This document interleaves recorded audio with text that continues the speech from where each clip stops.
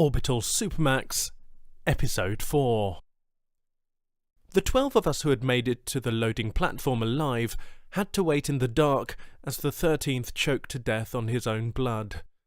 The sound was hideous and wet, and no man spoke until it stopped. It was a sign of how badly the pirate force led by Martin Kilkenny had damaged the station that the lights wouldn't come on in the cargo area in which we now hid for several minutes. When they did flicker to life, the light was dim and uncertain. We felt the platform begin to stir in response to a summons from above, but Morgan bashed the panel to pieces with the butt of his rifle. Nearby, Wirrick, the prison's therapist and our de facto conscience, wept softly over the dead man. "Okay, Nyland," said Morgan. "We need another way off the station." I realised that I'd been staring into space and shook my head. We'd gone to the flight deck to steal the station's 2 Hornet fighters and then use them to run the blockade set up by the Nova Dogs and their captain, Martin Kilkenny, a pirate about whom I knew little, save that he was a cannibal and that there was, in the words of Siler Wirrick, something wrong with his jaw. Now, with the flight deck in pirate hands, not only would we have to find another ship, we'd have to fight our way past those very same Hornets. "Nyland?" "I'm thinking," I said quickly. "There are 2 mothballed fighters and an old station transport in an hangar on the other side of the station, but it would take a miracle worker to get them battle-ready. Besides, Kilkenny's men would simply follow us in the Hornets and gun us down. They wouldn't even need the rest of their ships." "Then we need to take out the fighters." Morgan glanced ruefully at the destroyed control panel. "I guess that was a little hasty. Is there another way to get back to the flight deck?" "We can't go back there." Wirrick rose. She'd dealt with the prisoners at the armory, travelled through the station with ex-convicts, and survived being shot at by the Nova Dogs. Some women would have crumpled under the pressure, but she seemed to have gained something from the experience. She stood straighter, held her chin up. Gone was the therapist's passivity. She would have a hard time re-entering the practice once this was all over. "We need every man we have left." Morgan's fist clenched. "We have no other choice." "We don't negotiate with terrorists," I said, not realising that I'd spoken aloud. When I found all eyes upon me, I realised that I'd have to explain myself. "We don't negotiate with terrorists. If a group of prisoners ever seized the flight deck, we were to activate the automated turrets, blow them to Kingdom Come." Wirrick flushed with anger. "I never knew about that policy. Flushing prisoners into space is inhuman." Morgan put his hand out to stop her. "It's that or die." He gave her room to object, but she remained sullenly silent. "Okay," he said, continuing on. "We activate the turrets, blow up Kilkenny and his men, and then escape on the backup fighters."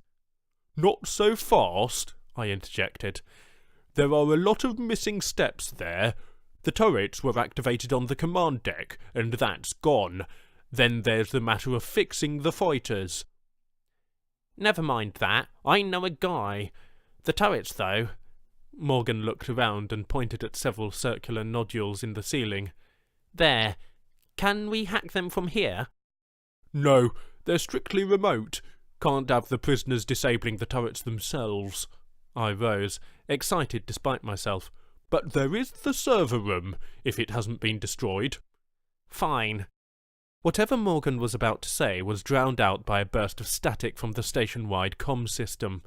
The voice that came up was so deep and sonorous that I had no doubt it belonged to a pirate captain. Of course, it was Kilkenny himself. "My name is Martin Kilkenny, and you can consider me your parole officer. I say parole because you are not free men.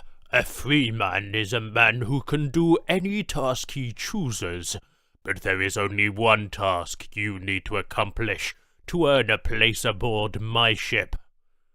I am looking for a man named Martin Browning, prison number AX 345987. There was a pause. You may have heard that the Nova Dogs are cannibals. You have not heard wrong. We are creatures of the void, and the void is a hungry place. Does it not try and claw its way into your station? Does it not suck you into its belly like wet pasta? We follow its example. What we don't use, we eat. There are 12 spots aboard my ship. 1 in the crew cabin, and 11 in the kitchen. A useful man will earn his place in the crew. Complete silence. Charming, said Wyrick dryly. Maybe you'll find this chap and leave, said one of the prisoners. Wispy hair, body like a bag of sticks. It was Relic, I think, the prisoner who'd threatened us with a patch gun. Maybe, I said, and let the word dangle in the air. If Kilkenny was hunting this Browning character, he'd leave us alone. That was the thought, of course, but I knew we'd killed some of Kilkenny's men, and he'd come after us for that if he could. We made our way through the utility corridors towards the server room. The former prisoners who trailed behind us whispered about Kilkenny's offer. No one seemed to know anyone named Browning, but each of them thought they knew someone who did. Despite the recent massacre of their friends, they all dreamed that they would be the one to claim Kilkenny's unused berth. The thought that the winner of their little contest might have to eat the losers never occurred to them. I thought I knew a better way to find Martin Browning. Wyrick walked at the front of the group, just behind Morgan. I caught her arm, and then, with a nod of my head, indicated that she should slow her pace. If Morgan noticed, he said nothing. There's a direct terminal in the server room. With your access codes, you can find out who this Browning guy is, which cell he's in. You want to turn him over to Kilkenny? After everything we've seen? Maybe. We need to consider our options here. What if he gets his man and... The unlikelihood of my own suggestion made me stumble.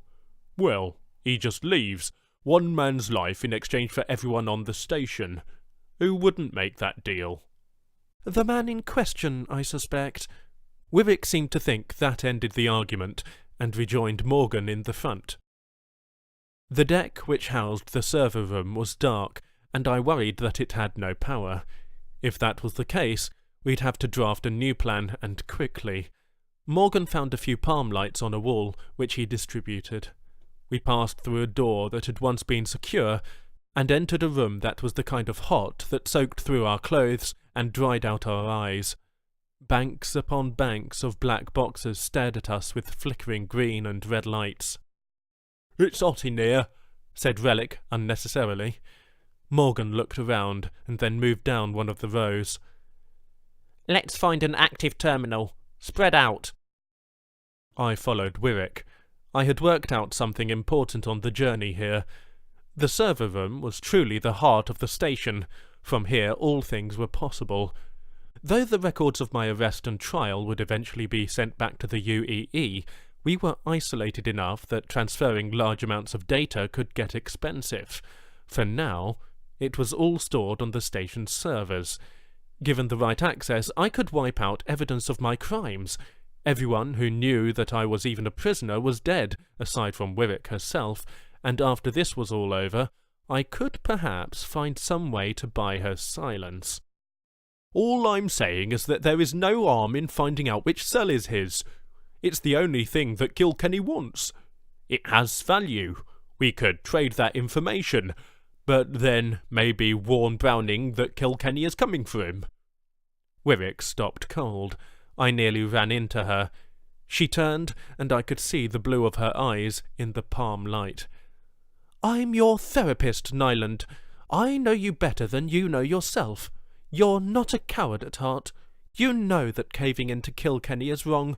This self-serving criminal that you've become, it's just your way of dealing with your guilt. You're punishing yourself." The palm light dipped, and I caught hold of one of the server racks. "My brother has nothing to do with this." I licked my lips with a dry tongue. and I may be a self-serving criminal, but I am not punishing myself. I am trying to use every tool at my disposal to get us all out of here alive." If therapists can lie, then so too can their patients. Wivik caught my gaze for an uncomfortably long time, her blue eyes darting microscopically as if to keep the line between our pupils unbroken. At last, she seemed to come to some conclusion. "I will give you the access codes, if you want them. Do you really want them, Nyland? Think very carefully." Despite myself, I did. I thought of Danny and our days in the academy. Before his death, I'd been a straight arrow. I never would have considered committing a crime, let alone wiping out the evidence that I'd done it. What had changed since then? I shied away from that thought. Damned head shrinkers were starting to get to me. "Yes," I said, as innocently as I could. I was uncertain if she'd follow through on her promise, but she pressed on a sliver of metal, and a terminal popped open.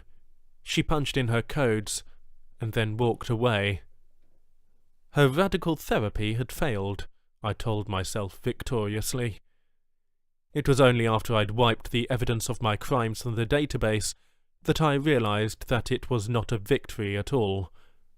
For some reason, it felt more like a loss.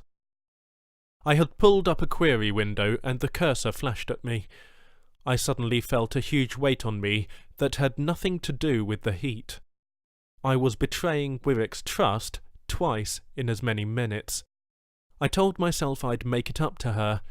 At first, the thought was flippant, but it felt right, so I told myself again that I'd make it up to her, and meant it this time. My fingers danced across the keyboard as I punched in Martin Browning's name. To my surprise, it came up blank. Out of the 2,400 prisoners on OSP-4, not a single one had the misfortune of being named Martin Browning, and the ident Kilkenny had given belonged to a dead man named Wilbur Marks. Morgan had found another terminal in the back of the room and brought up a view of the flight deck. A targeting reticule hovered over the two Hornets. "The connections are fried," he said, wiping sweat off the back of his neck and flicking droplets onto the floor. "It's this damn heat. Only one of the turrets is responding. We won't have much time." "Target the fighters first," I said, wiping sweaty palms against my pants. "The freighter's deadly, but we can outrun her." "Find what you were looking for?" asked Morgan, glancing over his shoulder. "Sure. Used one of the terminals to go check my messages. Pay some bills, you know." It was a weak joke, but he grunted a laugh and didn't follow up. Wivik, standing behind him, studiously avoided looking at me. I tried to think of something to say to win back her trust, but I couldn't. Morgan punched a few keys into the terminal, and the targeting reticule turned red. "Consider this a love letter addressed to Captain Kilkenny," he said, mashing down the keys.